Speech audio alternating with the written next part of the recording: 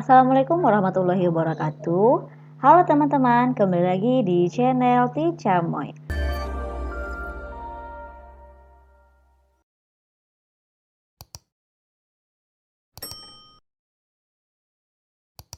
Sebagaimana yang telah teman-teman ketahui, bahwa pada tes P3K 2023 ada beberapa tes yang harus teman-teman lalui. Salah satunya adalah tes kompetensi teknis, jumlah soalnya adalah 90 soal. Untuk video kali ini kita akan membahas tes kompetensi teknis, jabatan terapis gigi dan mulut atau perawat gigi, lengkap dengan pembahasannya. Sebelum kita masuk ke beberapa contoh soal, ada beberapa materi jabatan terapis gigi dan mulut yang akan diujikan pada tes kompetensi teknis.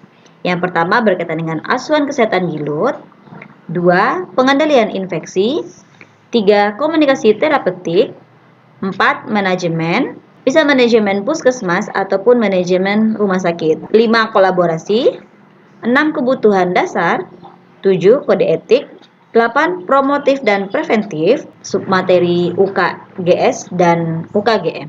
Kemudian dental assisting dan pengembangan kompetensi. Oke teman-teman, pada tes kompetensi teknis ini, untuk jawaban yang benar, nilainya adalah 5.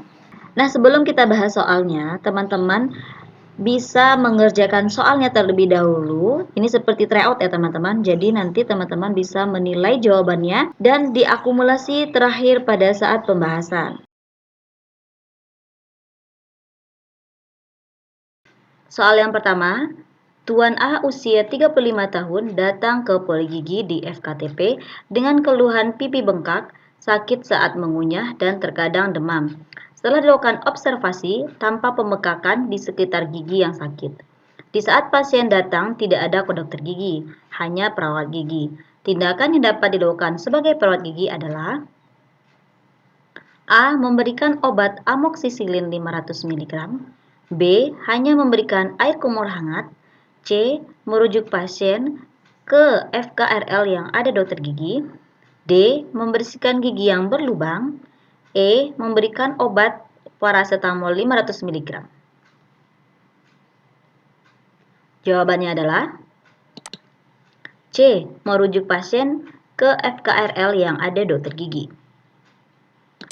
Soal yang kedua, seorang siswa datang ke IGD dengan luka pada area mulut akibat laka lantas tunggal. Terdapat luka robek pada dagu serta pendarahan pada gusi. Sebagai perawat gigi, apa yang boleh dilakukan dalam mengatasi kegawat daruratan? A. Membersihkan area luka dengan salin, B. Memberikan ibuprofen serta paracetamol, C. Memberikan antibiotik, D. Mengedukasi pasien cara memelihara kesehatan gilut, E. Merujuk pasien.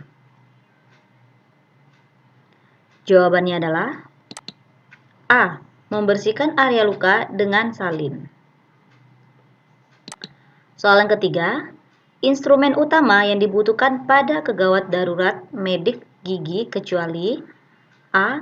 Set instrumen dasar, B. Band, C. Alat sterilisasi, D. Larutan anestesi, E. Satu set tang pencabutan. Jawabannya adalah D. Larutan anestesi.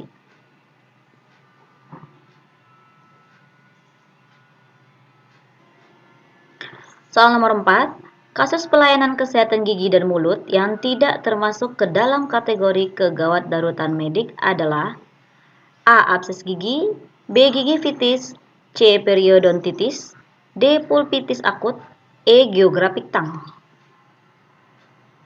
Jawabannya adalah E. Geographic tongue.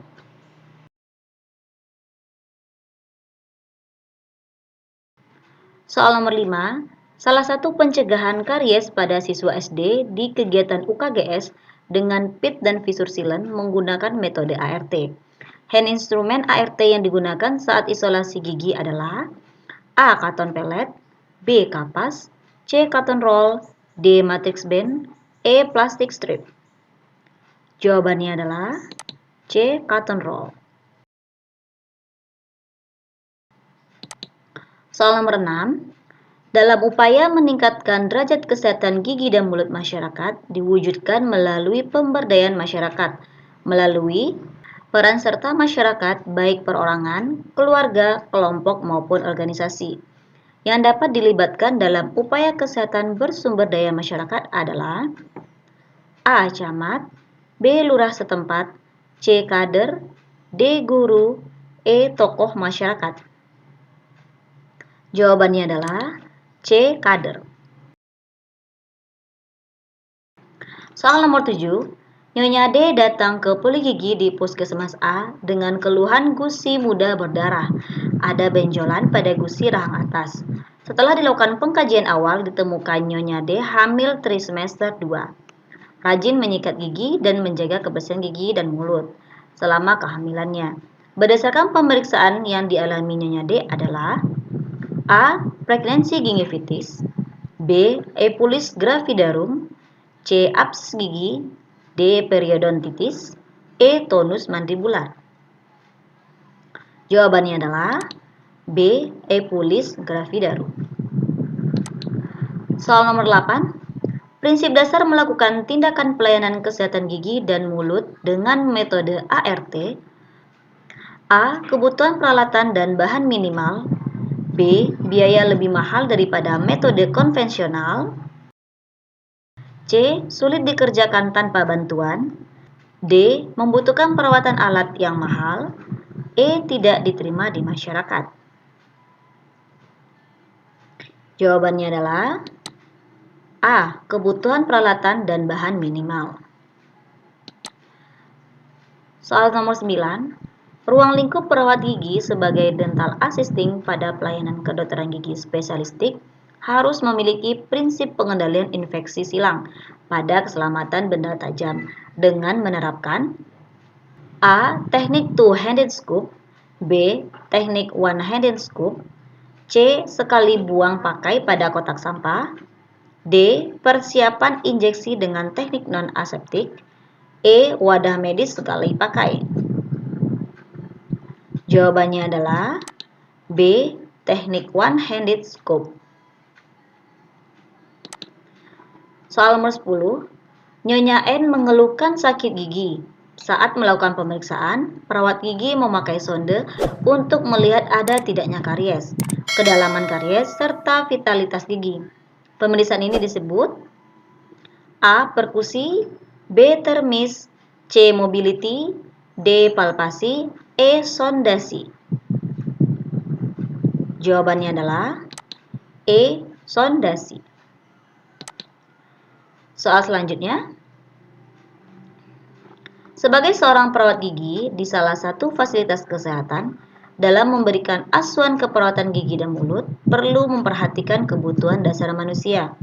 Yang merupakan kebutuhan dasar manusia menurut Maslow adalah A. Membantu individu, klien, atau pasien untuk mandiri. B. Mengajak individu, kelompok, masyarakat untuk berpartisipasi. C. Membantu individu mengembangkan potensi dalam memelihara kesehatan secara optimal sehingga diharapkan tidak tergantung pada orang lain. D. Memberikan rasa aman dan perlindungan. E. Memberikan motivasi dalam berinovasi. Jawabannya adalah D. Memberikan rasa aman dan perlindungan. Soal nomor 2. Sebagai perawat gigi di IGD saat pemeriksaan pasien di era COVID-19 harus menggunakan alat perlindungan diri. Yang wajib digunakan adalah A. Masker N95 dan gaun bedah, B. Jaga jarak, sarung tangan dan masker, C. Masker bedah, gaun, sarung tangan dan pelindung wajah, D. Topi, masker bedah, gaun, sarung tangan dan pelindung wajah, E. Masker N95, gaun atau coverall, sarung tangan double, kacamata atau pelindung wajah, serta sepatu. Jawabannya adalah D. Topi, masker bedah, gaun, sarung tangan, dan pelindung wajah. Soal nomor 13. Tuan R datang ke poligigi di salah satu fasilitas kesehatan dengan keluhan gusi bengkak, tidak bisa tidur dengan suhu 38,5 derajat Celcius. Anda seorang perawat gigi diberikan limpahan wewenang oleh dokter gigi. Maka tindakan yang sebaiknya adalah A. Merujuk pasien ke poli bedah mulut. B. Memberikan obat antibiotik. C. Melakukan rujukan internal. D. Menjadwalkan kembali kedatangan pasien. E. Memberikan edukasi cara merawat kesehatan gigi dan mulut. Jawabannya adalah C. Melakukan rujukan internal. Soal nomor 14. Perawat gigi di puskesmas melakukan pencabutan gigi insisifus permanen. Pengelolaan limbah medis pelayanan kesehatan gigi dan mulut, hasil gigi yang dicabut adalah A. Masuk limbah biomedis. B. Kotak limbah medis. C. Pembersihan sederhana dari darah. D. Rendam dengan larutan natrium klorida. E. Masuk limbah biohazard. Jawabannya adalah C. Pembersihan sederhana dari darah. Soal nomor 15.